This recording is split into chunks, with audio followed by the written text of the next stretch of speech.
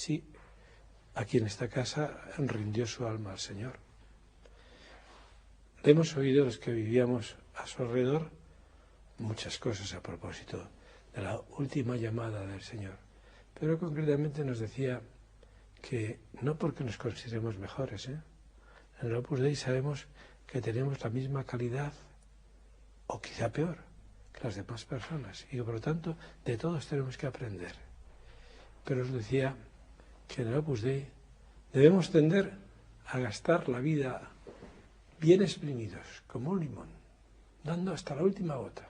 Y también nos comentaba que quería que el final de su vida fuese de un intervalo muy corto, que desde que se advirtieran los síntomas de una posible llamada del Señor, que no diera la lata. Quería estar vestido, para que no tuviésemos que vestirle. Quería estar completamente preparado, físicamente. Bueno, pues el Señor le hizo caso. Llevaba años, ya al final de su vida, muy gastado porque la enfermedad era terrible, que tuvo la diabetes, con consecuencias muy fuertes, porque un paciente de la diabetes le aflige la vista, tiene consecuencias pulmonares, cardíacas, y estaba gastado porque se entregaba a todo lo que hacía. Y se notaba ya que la vida iba hacia, como decía, se me hace de noche. Y aquel día, el 26 de junio de 1975, le ayudé a la misa. Era maravilloso ver la piedad con que se acercaba a ese momento que era el momento álgido, cumbre de su jornada. Celebró la misa de la Virgen, porque se podía celebrar. Y después salimos hacia un centro interregional para las mujeres, a las que usted tanto decía. ¿Verdad? Y estuve hablando con ellas. Y les habló precisamente del alma sacerdotal, de la posibilidad que tienen de unirse al sacrificio de Cristo y de saber que el altar no está lejos de ellas, está en su vida, porque cada una y cada uno podemos hacer de nuestra vida un altar con una ofrenda a Cristo.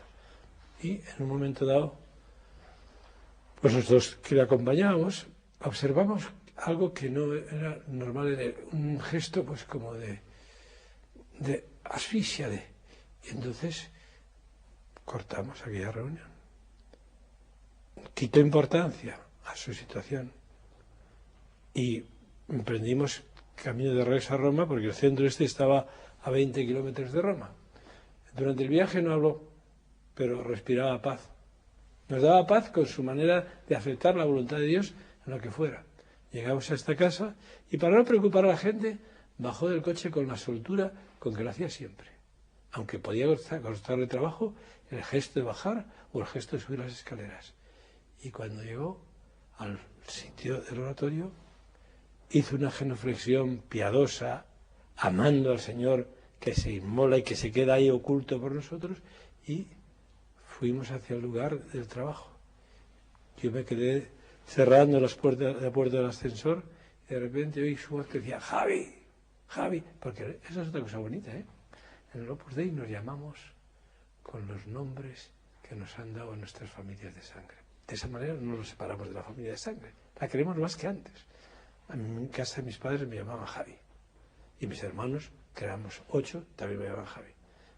Y me dijo: no me encuentro bien. Y en ese momento cayó desplomado y se nos marchó al cielo.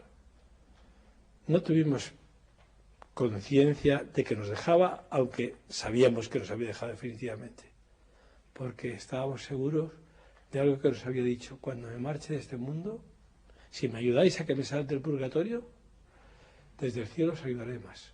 Y desde ese primer momento todos sentimos la pena, porque no es lógico no querer a una persona y no sentir la pena cuando nos deja, y al mismo tiempo la alegría de que se estaba cumpliendo, de que nos ayudaba más y más, como nos decía tantas veces, pidiéndonos que nos esforzásemos en lo que vivíamos con un más y más, y que no nos conformásemos con lo que ya hacíamos.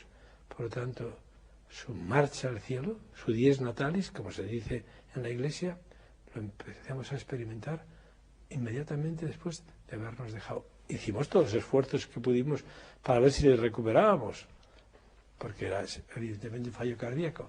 No se consiguió y eso no nos desanimó y nos llevó a pensar que teníamos un gran intercesor en el cielo, que si tanto nos había querido en la tierra, con ese amor ya cerca del Señor, nos iba a seguir ayudando más de cerca cuando estaba aquí entre nosotros.